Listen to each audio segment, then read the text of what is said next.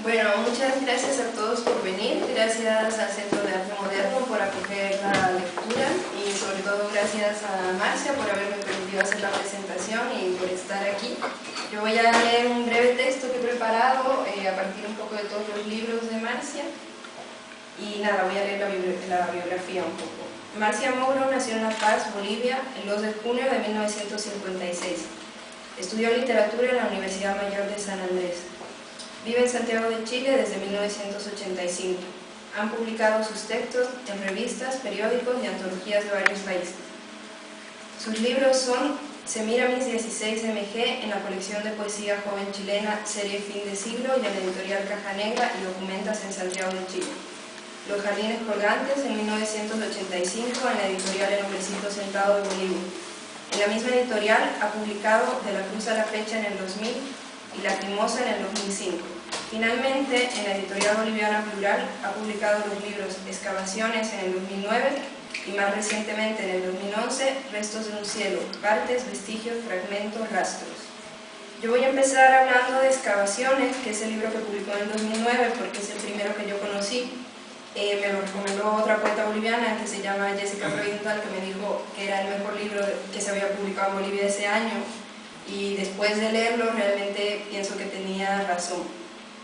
Excavaciones se inicia con dos verbos que irrumpen en el silencio de la página. Dos versos que se sitúan en el extremo inferior derecho. Estos son, escribe, di algo. Por una parte, la escritura de Marcia Mouro interpela al lector. Establece un diálogo que lo hace partícipe del poema. Es una voz más de las muchas que habitan en los libros de la poeta. Por otra parte, desde el inicio percibimos la importancia que la autora le concede a la página, como receptora del texto, pero también como artífice de sentido en sí misma. Quizás como una interrogación que busca indagar en los márgenes del lenguaje y del sentido. En una entrevista, Marcia Mouro dijo que su proyecto poético mira hacia los marginados, los apartados, los extremos, para de alguna forma hacerlos presentes en el discurso a través del texto literario. Es entonces su escritura, una especie de conjuro de múltiples voces y tiempos que se atraviesan unos a otros constantemente. Una vez más, la importancia de la página como territorio fértil de escrituras y silencios se hace presente, ya que estas voces irrumpen con distintas grafías. A la manera de un collage, las mayúsculas y las minúsculas se alternan en una polifonía que nos habla de lo más profundo de la condición humana, del horror, pero también de los elevados actos de amor cotidianos, como dice uno de sus poemas, que nos unifican con el pasado y con todas las personas que habitaron el mundo y que han desaparecido, aunque sus voces resuenen constantemente en cada palabra, modificando los sentidos. El sueño y la muerte nos unifican como seres humanos en nuestras distintas cotidianidades, las que fueron, las que son y las que serán.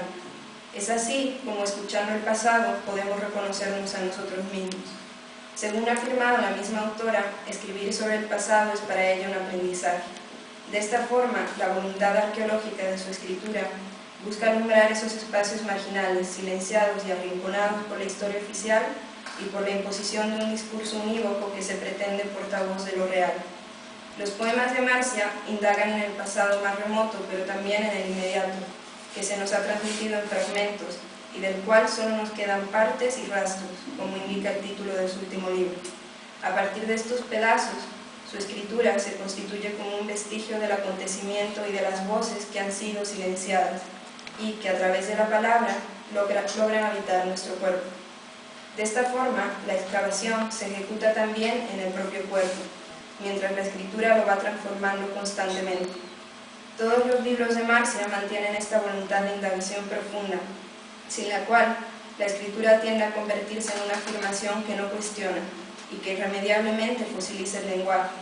Por el contrario, en sus poemas nos encontramos con un lenguaje que vibra y que se sabe atravesado por múltiples voces. Un lenguaje que cuestiona constantemente el discurso establecido y que se posiciona como una interrogación, una búsqueda incansable del sentido que se revela en cada vida, en cada historia, en cada fragmento. Por otra parte, la impronta del paisaje en su poesía es determinante, no solo como el escenario donde acontece la vida y por lo tanto el poema, sino también como el lugar que contiene todos los gestos del humano, los idiomas que han desaparecido y los sueños que alumbran el sentido oculto de las cosas.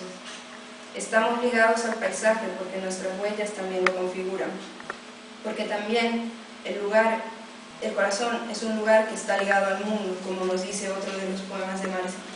Nos encontramos ante una poesía que no pretende explicar e imponer una verdad unívoca, sino que, consciente de los límites del lenguaje, se centra en describir para alumbrar los objetos conocidos bajo una luz desconocida, y para dejarse atravesar por todas esas voces que han sido silenciadas por la historia, por el horror, por el olvido, pero que inevitablemente siguen siendo parte fundamental del lenguaje, como silencios, como márgenes o como resonancias de todo lo que una vez fuimos y que constantemente nos habita.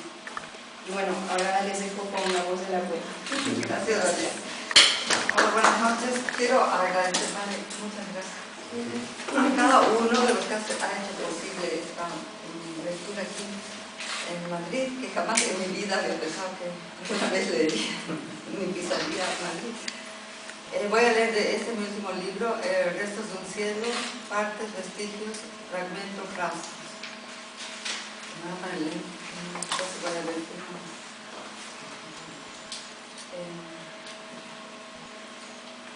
Quizás qué habrá pasado ahí, qué siempre habrá pasado.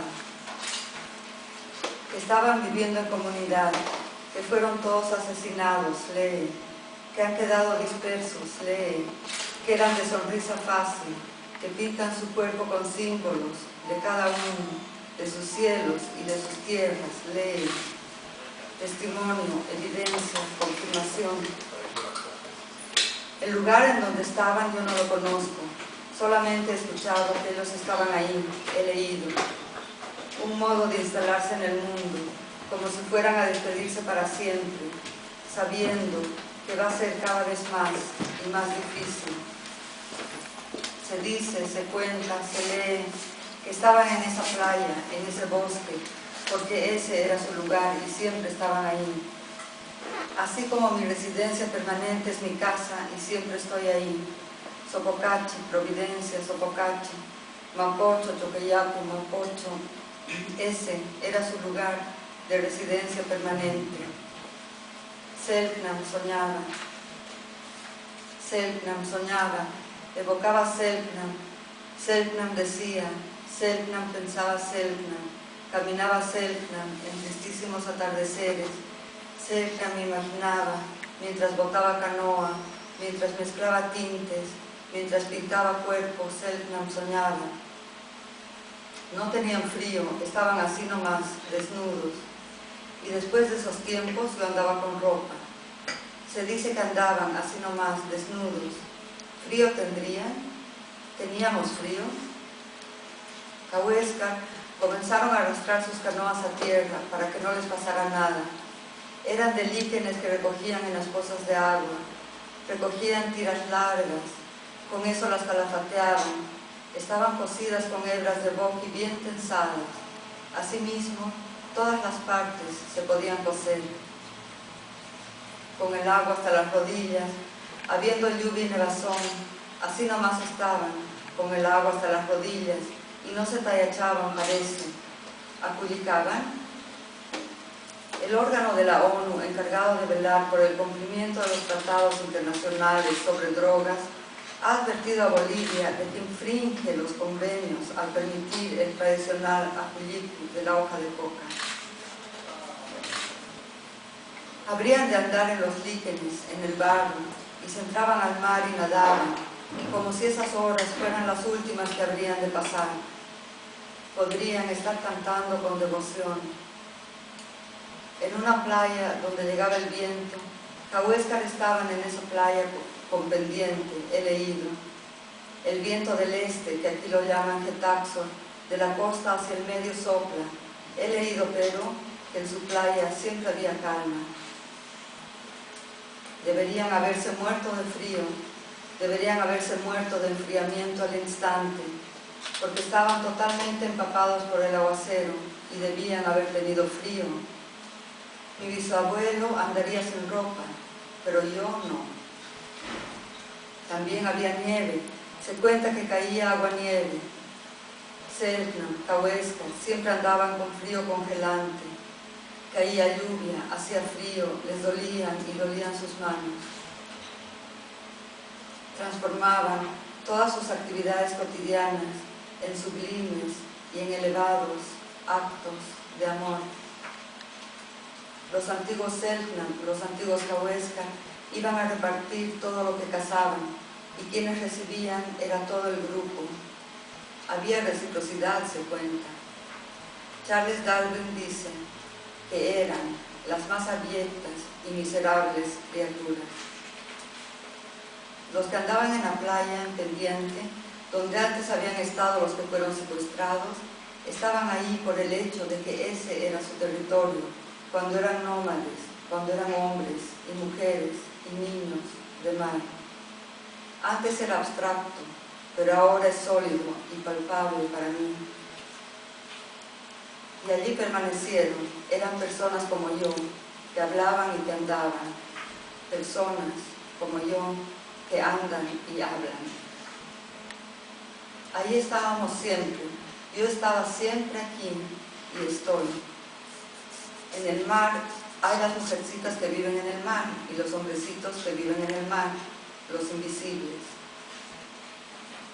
No se pueden molestar ni tocar con una rama, y no se podía caminar junto a ellos, ni tampoco tocar con una rama sus cuerpos. Y cuando estaban recién saliendo, no se les podía hablar fuerte tampoco. Parece que practicábamos mucha magia, dijo. Esto era constatado en la antigüedad. La fiesta de los más medios. Están diciendo masacre, creo. En todas las radios y canales de televisión en cadena, en vivo y en directo, en el muro, en todos los periódicos y noticieros, es el más grande show de la época.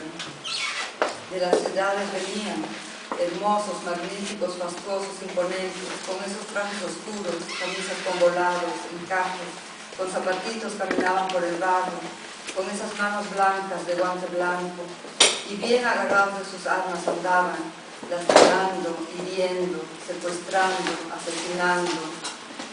Alto grado de ambición tienen. Caramba, les dijo. Les dio garrotazo en la cabeza. Siento golpes intensos, mi cuerpo duele en todas partes. Es perturbador ver cuánto, es una pesadilla que nunca acaba. Me ocasiona graves ataques de pánico, trastornos, heridas, dolores. El tormento no pasa. Los mataban y los cuerpos los sumergían en una poza, los dejaban. Los sumergían y los tapaban con ramas cortadas con hacha. Tapaban los cuerpos difuntos. ¿Crecería el terror? Los mataban con garrote y sus cuerpos los tiraban a los barrancos. Al mar los tiraban desde los acantilados. Durante las bellas puestas del sol los tiraban, como esqueletos o animales muertos, sus cuerpos arrojados al mar, y nadie decía nada. Todos habían sido asesinados, todos habían sido asesinados a garrotazos, todos habían sido botados, todos habían sido lanzados al mar sin contemplaciones, disfrutando los atardeceres, esperando que el sol se esconda, fumaban y charlaban de sus tierras lejos, pero estando aquí, en este paisaje nebuloso, salvaje, poético, en este paisaje estaban matando y tirando cuerpos al mar. A eso me refiero. Cada uno era un asesino. ¿Acaso fue a mí a quien trató de canalla y miserable? En ninguna parte de la naturaleza humana se observa en condiciones tan degradadas y desgraciadas como estas criaturas miserables, desoladas y estúpidas. Forster Johann R. Observation made during voyage around the world, página 17. Así habían dicho Johann Reinhold Foster y su hijo Georg, de no creer siempre, pero de no creer. Usted nunca las va a ver, usted nunca va a conversar con ellos. Incapaz de hablar porque ha cesado de ser humano, desligado del mundo. ¿Soy un hombre o una máquina? ¿Ocupo una porción de espacio? ¿Vivo una radical enajenación? ¿Oscurecido está mi ojo? Cuando pienso en eso, Creo que voy a morir así, y no quiero morir así. Daría cualquier cosa en el mundo por no tener toda esta basura en mi cabeza. Así dijo, así expresó, y estaba así nomás. Venían llorando en su canoa por la orilla del agua, a lo largo de la playa navegando, a través de un paisaje de absoluta desolación.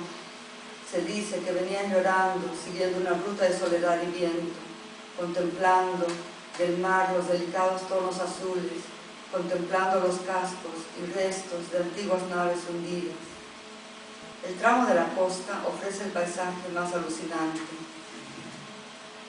Sobrevivientes llorando, contaban que todos habían muerto, se habrán resbalado y muerto. Queremos suponer, queremos creer. Donde se dice, se cuenta, se habla, se lee, que se despeñaban y se estrellaban los cuerpos. Alas de pichones con plumas recién salidas se ponían en sus bocas. He aquí que estoy aquí, en duelo, padeciendo.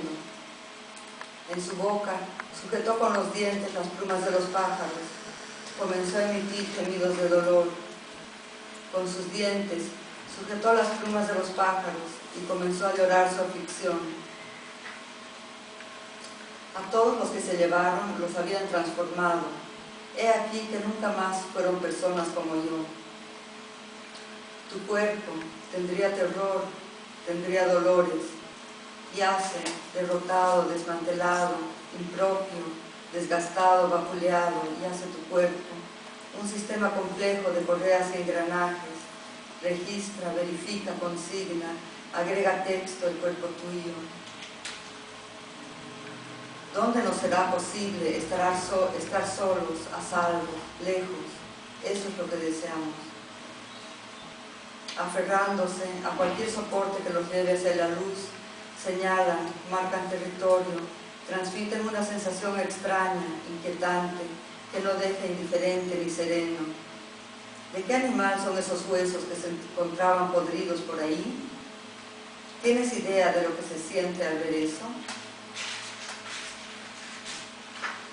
Quiero mi paja, mi piedra, mi barro, no quiero otra cosa. Mi acantilado, mi viento, mi mar, no quiero otra cosa. Cobijo, el amparo. Que hayan vivido en un territorio tan generosamente abastecido de agua y comida era un acto de clemencia.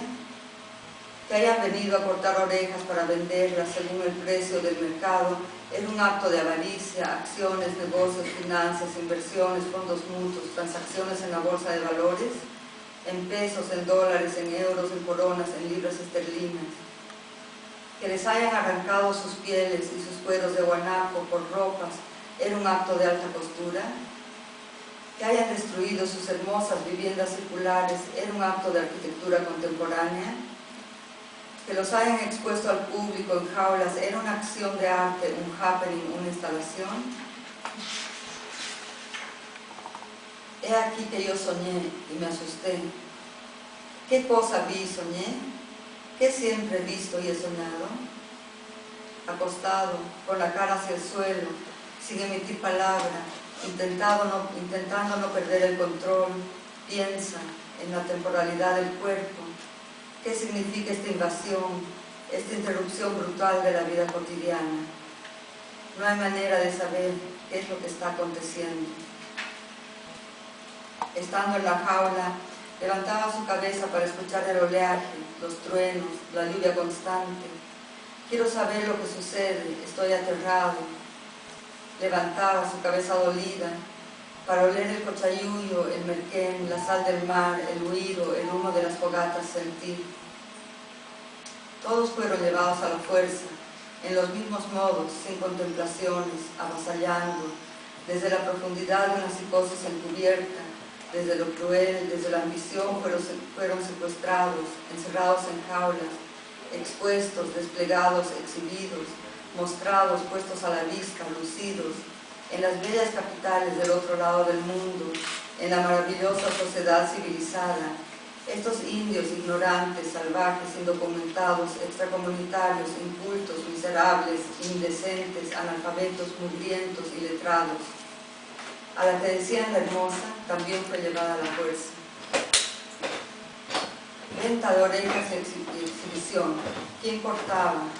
¿Quién era cortado? Las formas de las exposiciones. Por regla general, las exposiciones de seres humanos se realizan en 3 modalidades distintas, aunque a veces mezcladas. 1. Formato feria mundial. 2. Formato teatro de variedades. 3. Formato exposición antropozoológica. He aquí que nos están comunicando malas noticias. Selknam y Huesca pasaron por todos los formatos de exposición.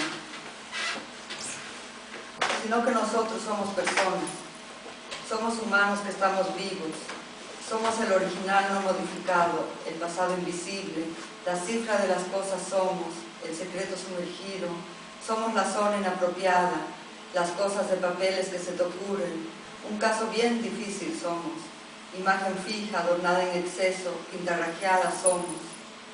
No tengo nombres para todos ellos. Categoría llamada a las últimas personas. Del lugar en donde habían estado ha desaparecido, no quedó ninguno. El trabajo ha sido magistral, impecable, ha sido ejecutado con precisión matemática, exactitud geométrica. ¿Quedarían 2 o 3 sobrevivientes? Bueno, ya 6 o 7, digamos. Ahora no hay nada, todo está silencio. La eficiencia. No contaban de su tierra ni de los fiordos por donde navegaban. Por esa razón, el territorio no tiene referencias ni en los antiguos textiles ni en las ilustraciones antiguas de los blancos. Tal vez estaba en Río Verde o en las pedregosas playas, o donde ahora están las construcciones de los huincas, o quizás en el vértice con la playa de más afuera. Tal vez en esa rompiente estuvieron los antiguos, Cahuéscar, Selknam. Las que habían sido sus casas, ahí estaban, sin nadie, y se pudrieron, y sus cubiertas se deshicieron, y después todo se cayó completamente. Acto seguido, en ese lugar no había nada. Siempre va a ser un paisaje para mí. La costa es desnuda, no tiene vegetación, es solo pedregal permanente, pero aquí es territorio de bosques tupidos, como el fiordo que se encuentra al frente y de ahí hacia arriba, donde los árboles acogen especies obstinadas. Son lugares de ventolera intensa. Hace pocos días aquí sopló un viento fuerte, acentuado por la claridad del espacio abierto y el cielo azul, ocupando un volumen, desarrollándose en las 3 dimensiones de alto, ancho y largo, compuesto por figuras geométricas que existen en la realidad o pueden concebirse mentalmente. Era como eso. Después habrán llegado otros en canoa y habrán estado viviendo en ese lugar. ¿Qué habrá pasado con su tierra, el lugar donde estuvieron? Los nidos de los pájaros quetro están ahí, los nidos de los cormoranes en el acantilado, mojados por la lluvia, y lejos y más lejos de ahí, más hacia el medio, hay fiordos estrechos, abismales, y también hay hacia el sur y hacia el norte, entre montañas de laderas profundas. 2 días había durado el mal tiempo, 3 días. Había viento y nieve, también estaba helado. Al navegar entre esos fiordos hemos oído y también hemos comprobado que hace frío y cuando cae agua nieve siempre hace frío intenso. Es una ruta despiadada, deben estar locos. Como el viento que sopló ayer, asimismo Getaxo, modulación de la letra, de las gamas bajas, Getaxo, de las diversas etapas, el perfecto sentido, Getaxo. Sin embargo, cada pueblo sabe sus cosas. ¿Acaso ven indicios de crímenes contra la humanidad? Modelo fundamental. Yo estaré aquí muriendo. ¿Por qué no haces tus quehaceres? Gracias.